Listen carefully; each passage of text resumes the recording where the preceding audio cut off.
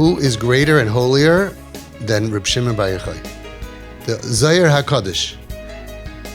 You can't even imagine. He took off time from learning to go visit sick people. And he sees a guy, and the guy had terrible stomach pains, it says. And it was so painful that the guy was cursing God. Rahman al-Litzlan. I had that. Home sweet home boy, and I didn't know anything right in the beginning, and this kid is in my dining room, and nobody else was there. He was just sitting there. It was me and him, and he's cursing Hashem, B'Shem u'Malchus, the whole way. And I was thinking to myself, I said, Hashem, please give me siyata d'shmaya. What am I supposed to tell this kid? I have no training, I have no experience, and I'm thinking, why did I do this? What am I doing here? What am I doing? What am I going to say? And I'm just listening to him, and I'm not feeling, I got to stop him.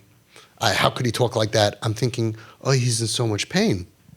And I'm listening to him when he was done, because never interrupt. Never interrupt someone who's in pain.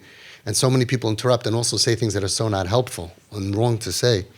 Anyway, so I told him when he was done, I said, I think since Avraham Avinu, there has never been a Jew with so much emunah like you.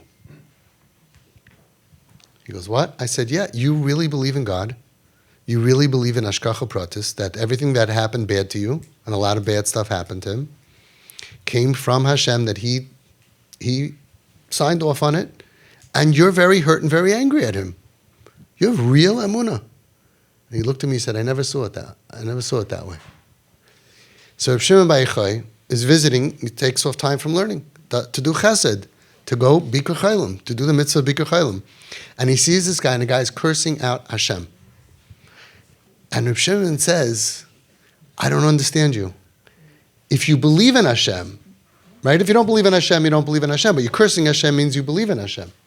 If you believe in Hashem, then why are you cursing him? Why don't you just pray to him to take away your pain? Good question.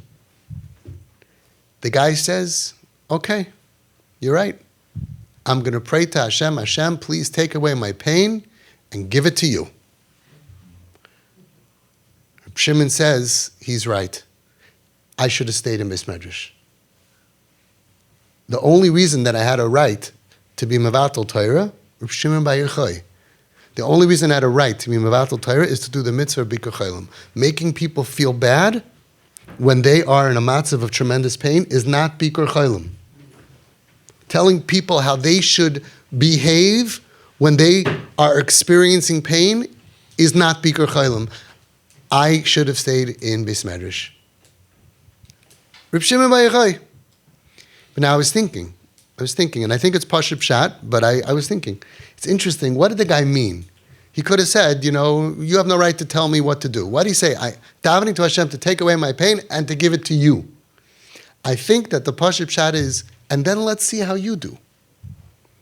You're criticizing me when I'm in so much pain, how I express myself, what comes out of me. If I wouldn't be in pain, I would never be cursing Hashem. I'd be sitting and learning.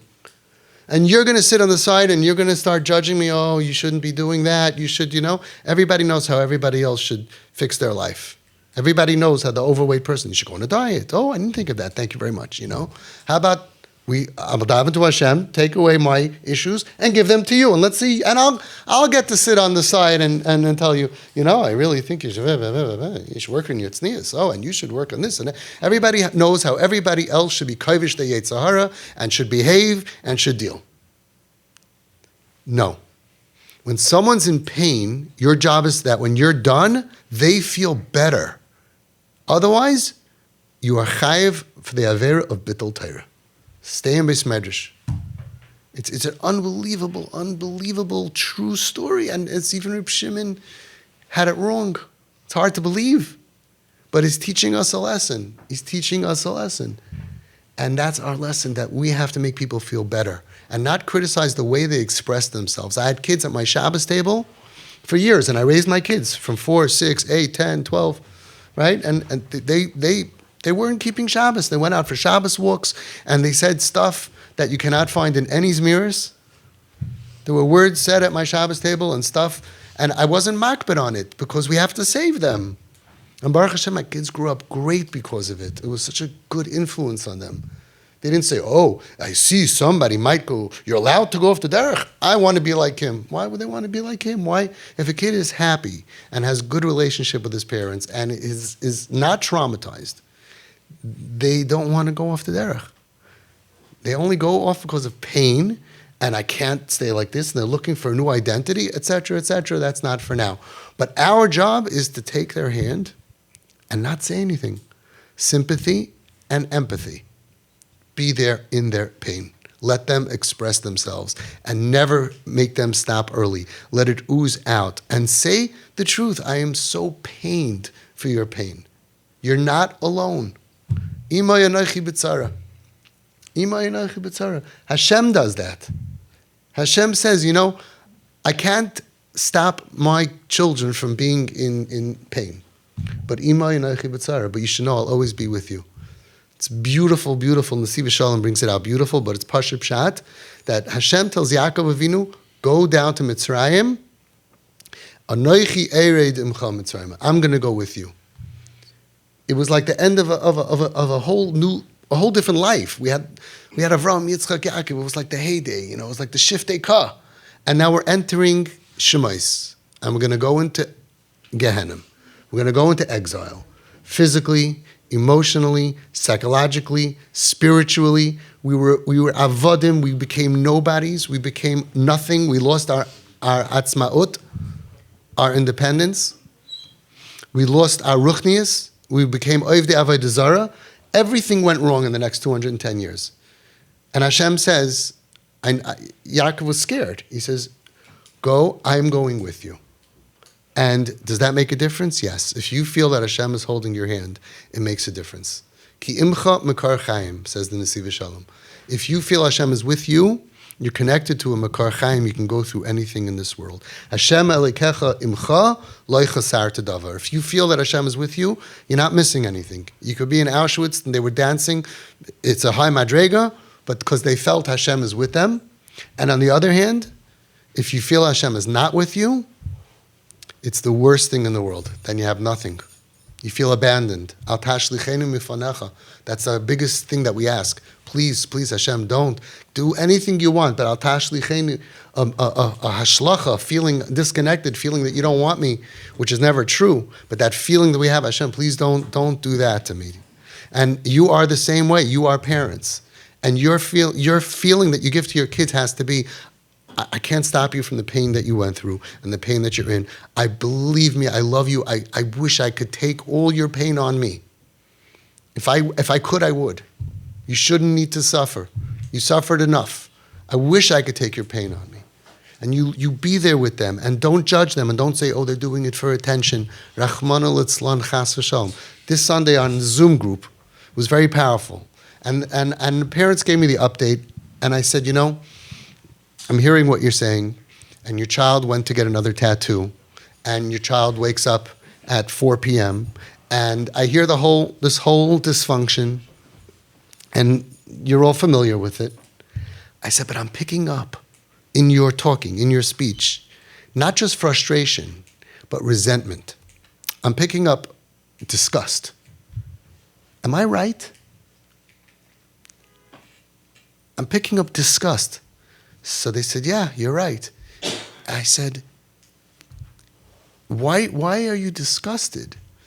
I understand it's embarrassing. I understand that it's hard to watch. I understand that you're in pain for your child. But you admit that they're a chayla, they're sick.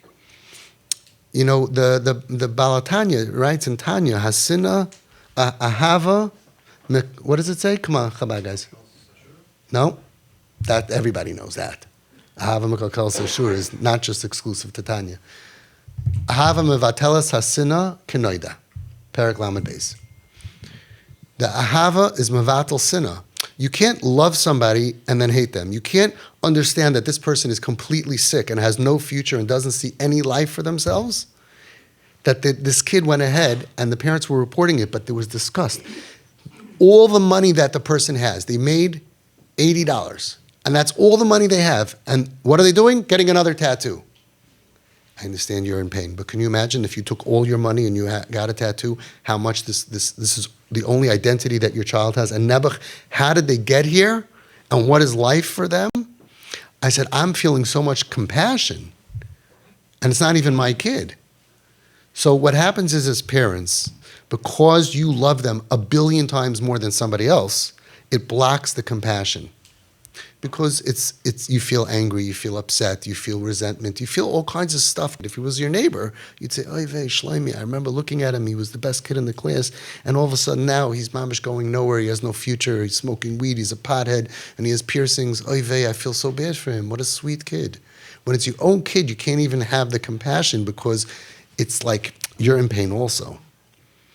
So you have to rise above your own pain and busha, embarrassment, and financial stress. And you have to go ahead and envelop your own brain and work on yourself. That's why somebody texted me, my kid is 16 years old and is in this and this and this situation. I said, okay, let's set up a call for the parents. They said, the parents? What could we do? I said, so much. Look at all the TP parents, almost 1,000. Look how much you're doing. Look how much you're doing. They could hardly do anything for themselves to change their life. You can certainly make the biggest impression on them by giving them a mom and a dad who they feel loves me and is proud that I am their child. Al hanar hazeh hispalalti. That's in your hands. And that's the difference between life and death. So it's very hard. So we embrace the Yud Gimel Midas HaRachamim. Mahu rachum afata havei rachum. The Nesiv Shalom says, it does not say that just like Hashem acts to us with rachamim, so too we should act with rachamim. It says, afata havei rachum. The job is to become a rachum, a being that is merciful. A rachum, a chanun, erech apayim. In the beginning, it's not you're faking it, you're acting, right? I want to kill him, but how do I not kill him, but how do I fake? And no, he has no idea because we both said the right thing. Oh, they know, I know, God knows, everybody knows. Besides, you think that nobody knows. Your kids know. Before you open your mouth, they know you're with me or you're against me. The really good parents who get it, they're able to say, I'm proud to be your father. I'm proud to be your mother. And you have to really become a rachum, and then when you look around, you see all these people in pain, you go running to them. You have the Yud Gimel Midas HaRachamim, Erech HaPayim, Neitzach Chesed La'alafim, Noisei Avain. Carry their iniquity. That's what you're doing. You're carrying their messed upness, their chayvis. You're paying for them because they can't take care of themselves like Hashem does for us. And you're becoming a real parent because Hashem teaches us how to parent and how to parent specifically dysfunctional children. We're not all dysfunctional children. He gave us, 613 mitzvahs. He told us what to do, what not to do. I once saw a billboard. It said, which part of thou shalt not did you not understand? Right? And yet, it comes Yom Kippur, Levi Yudei Amaras Nafshay, Ein Tzadik Ba'aretz, Ashiasa Tov V'Leyechte. We're not dysfunctional spiritually? We're all exactly making sense 24/7? No such thing. Ein Adam Chayte Elam Kein Nichnas Ve'Ruach Shtus. So we all understand that we don't always behave according to the rational way that we want to. They have, like I told Reb Gershon, and he said Ruach Shtus. They have a bigger Ruach Shtus, but they have a right to it because they were hurt. They were hurt. Someone said to me, you believe every single kid? For sure, every single kid that is hurting their own life and their future was hurt. They're not having a good time. You don't drop out of school. There's not like a plan, I'm fully in my faculties and I'm making a decision. I'm going to drop out of high school, smoke weed, burn my brain cells, hang out with dangerous and bad people, and do drugs and steal. I think I'm going to cut my flesh. And we have people, Nebuch, that they believe that, she's doing it for attention. I said, Rebbeinu Shalom, God forbid if you need to do that for attention. Oh my God, give her attention. Give her attention. She's cutting her flesh for attention. Give her attention. What do you need to do? No, don't do it. It's crazy what they say out there. Take your kid's side and make sure that they could express their pain and don't judge them at all. And that's what I was telling this parent, so I'm telling all of you. Once you believe that the child is a chayla, there are those in previous stages that they're not sure. Still, they should listen to what the Baal Shem Tov said, love. They should listen to what the Chazon Ish said, love. What Reb Gershon Edelstein, what the Satmar Rebbe. I don't care where you go.